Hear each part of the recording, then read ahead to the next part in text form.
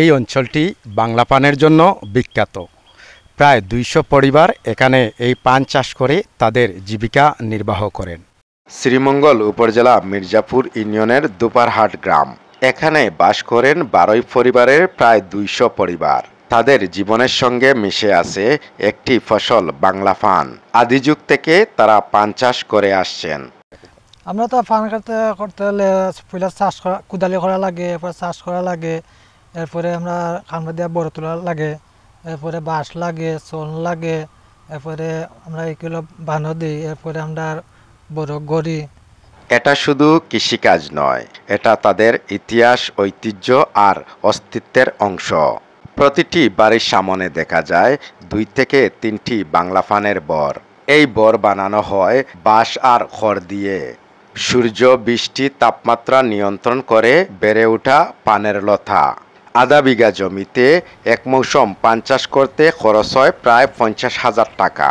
আর এই জমি থেকে পান তুলেন ২ থেকে ৩ বছর। এই পরিশ্রমের ফল আসে সপ্তাহে ২ দিন, সোমবার ও বৃহস্পতিবার। নির্মল দত্তের পরিবারের ৪ সদস্য, তারা পান বাছাই এবং বাদাইয়ের কাজ করেন। বহুত বছর দুই ক্ষেত খরচা বাবা হলে করছেন, আমরা কইরা এটা পান খেতে উপরে আমরা নির্ভর। আমরা ফ্যামিলি আছেন, মানুষ আরও আছেন, আমরা সাইটে আছেন, এরা খেত করে আমরাও করি। না লাভ নাই তো মনে হইলাম এটা সামান্য সোলার বুঝারি, আর কিছু নেই। এটা গাড়তি দেওয়া লাগে, এখন গাড়তি দিতে হয়েছে। মনে হয় ৩০-৪০ হাজার টাকা গাড়তি দেওয়া লাগে।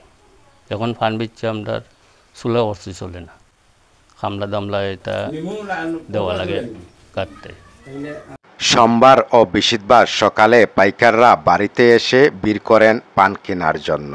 গ্রামের পাশেই শমশগঞ্জ বাজার। মূলত এই বাজারকে কেন্দ্র করেই সপ্তাহে ২ দিন পান তোলা হয়। আমরা বাংলা পান অনেক আগ থেকে ফলানি, প্রাচীনকাল থেকে ফলানি হয়। আমরা বাপ দাদা ফলাইছেন, আমরাও ফলাইতেছি। কিন্তু এখন আগে পানের ব্যবসা ছিল প্রচুর, কিন্তু এখন বর্তমানে আমরা খুব লসও আছি। বাজারে নিলে পান বিকে না, প্রচুর খরচ যায়, সার দেওয়া লাগে, খৈল দেওয়া লাগে, কিন্তু খামলা খাটানি লাগে। কিন্তু আমরা যে পয়সা খরচ করি, পয়সা আমরা তুলতাম পারি না। এছাড়া আর কিছু আছে আপনারা? না, আমরা এটার উপরে আমরা নির্ভর। এমনি আমরা সপ্তাহে 2 দিন ভাঙি, কিন্তু আজকে যে কেন পান উঠাই আইছি, কেন আর 1 মাস পরে পান উঠাইম।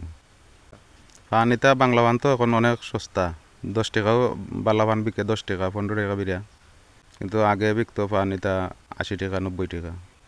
প্রতিটি বর থেকে সপ্তাহে 1 থেকে 2,000 টাকার পান বিক্রি করা হয়। অনেক সময় বেশি বাজারের দরের উপর নির্ভর করা হয়। এই গ্রামের লোকজন শুধু অর্থের জন্য পান চাষ করেন না, তারা বলেন এই পান আমাদের চেহারা, আমাদের বাংলা পানের নাম। আমরা গ্রামে 12 সম্প্রদায়, আমরা আছি 200 পরিবার। 200 পরিবারেই আমরা বড়দৃষ্ট করতাম, ওটার ভিত্তিতেই আমরা চলতাম। এই বড়টা তোলেন না হইলেও তোলার সময় লাখ টাকা গেছে। ও তো আমারই আছে মনে হয় 1000-1200 বড়। অত করতাম, গৃহস্থী করতাম, খামলা লাগালাম, ইটা করতাম, ফসা খরচ করতাম, দেরাম। কিন্তু আমরা তো কিচ্ছু পাইলাম না। এটা আমার বাবাই করছুন, দাদাই করছুন, ইয়ের উপরও দাদা দে এনে করছুন। এটা এইবার আমরা আদিকাল থেকে এটা এই গৃহস্থিটা আমরা আদিকাল থাকি করি। ওখানে আমরা মরলে পরেও আমরা ফুলাইতে করবো, বুঝছো? আমরা তো বেশি ওটা সপ্তাহ ফান বেশিয়া 1000-2000 টাকার ফান পাই। এমনটি দিনেরও তো বেশি দাম, আর ওখান তো কেউ জিগায় না। তাই হলো খুঁড়ি সাপ, খুঁড়ি আমরা হইলো 80 খান 1 খুঁড়ি, বুঝছেন নি? বেশি পাইকারা নেই। 80 খান কত বেচেন? 80 খান ওখান 10 টাকা, ওখান 400 টাকা 500 টাকা বর্তমানে। বাপদাদার স্মৃতি ধরে রেখেছেন, এখনো এইভাবে বর তৈরি করে একই যত্নে পান তুলেন আর বিশ্বাস করেন এই পানই তাদের জীবন চালাবে আগামী প্রজন্মে। দুপারহাট, বৌলাশী, যাত্রাপাশা সহ আরও কয়েকটি গ্রাম শুধু পান চাষের কেন্দ্র নয়, এটা শতাব্দী পেরোনো একটি ইতিহাসের জীবন্ত প্রমাণ।